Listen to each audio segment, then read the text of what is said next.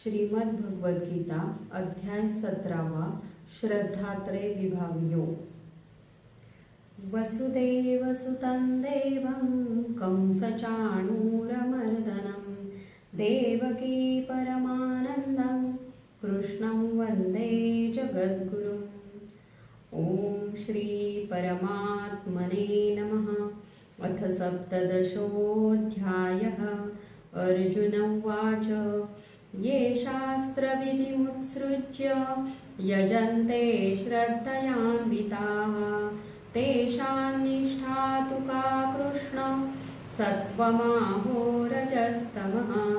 श्रीभगवानुवाच त्रिविधा भवति श्रद्धा देहिनां सा स्वभावजा सात्विकी राजसी चैव तामसी चेति तां शृणु।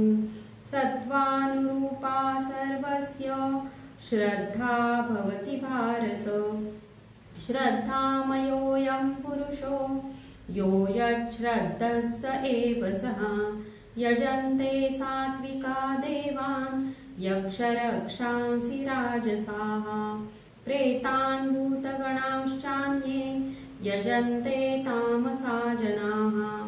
अशास्त्रविहितं घोरं तप्यन्ते ये तपोजनाः दम्भाहंकारसंयुक्ता कामरागबलान्विताः कर्षयन्तः शरीरस्थं भूतग्राममचेतसः माञ्चैवान्तः शरीरस्थं तान् विद्यासुरनिश्चयान्। आहारस्त्वपि सर्वस्य त्रिविधो भवति प्रियः यज्ञस्तपस्तथा दानं तेषां भेदमिमं शृणु। आयुस्सत्त्वबलारोग्य सुखप्रीतिविवर्धनः रस्या स्निग्धा स्थिरारुद्या आहारा सात्विकप्रियाः कट्वं ललवणात्युष्ण तीक्ष्णरुक्षविदाहिनः आहारा राजसस्येष्टा दुःखशोकामयप्रदाः यातयामङ्गतरसं पूतिपर्युषितं च यत् उच्छिष्टमपि च मेध्यं भोजनं तामसप्रियम्। अफलाकाङ्क्षिभिर्यज्ञो विधिदृष्टो य युज्यते यष्टव्यमेवेति मनः समाधाय स सात्विकः। अभिसन्धाय तु फलं दम्भार्थमपि चैव यत् युज्यते भरतश्रेष्ठ तं यज्ञं विद्धि राजसं। विधिहीनमसृष्टान्नं मन्त्रहीनमदक्षिणं श्रद्धाविरहितं यज्ञं तामसं परिचक्षते। देवद्विजगुरुप्राज्ञं पूजनं शौचमार्जवम् ब्रह्मचर्यमहिंसा च शारीरं तप उच्यते।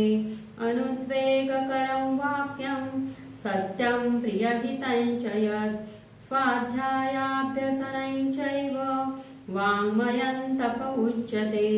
मनःप्रसादः सौम्यत्वं मौनम् आत्मविनिग्रहः भावसंशुद्धिरित्येतत् तपो मानसमुच्यते।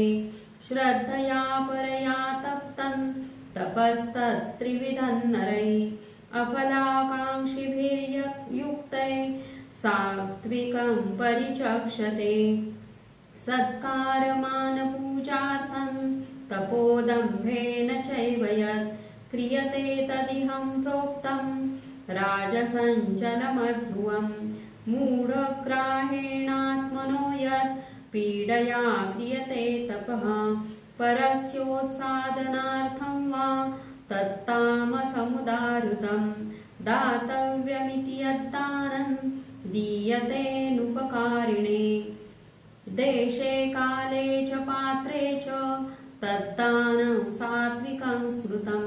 यत्तु प्रत्युपकारार्थं फलम् उद्दिश्य वा पुनः दीयते च परिक्लिष्टं तद्दानं राजसंस्कृतम्।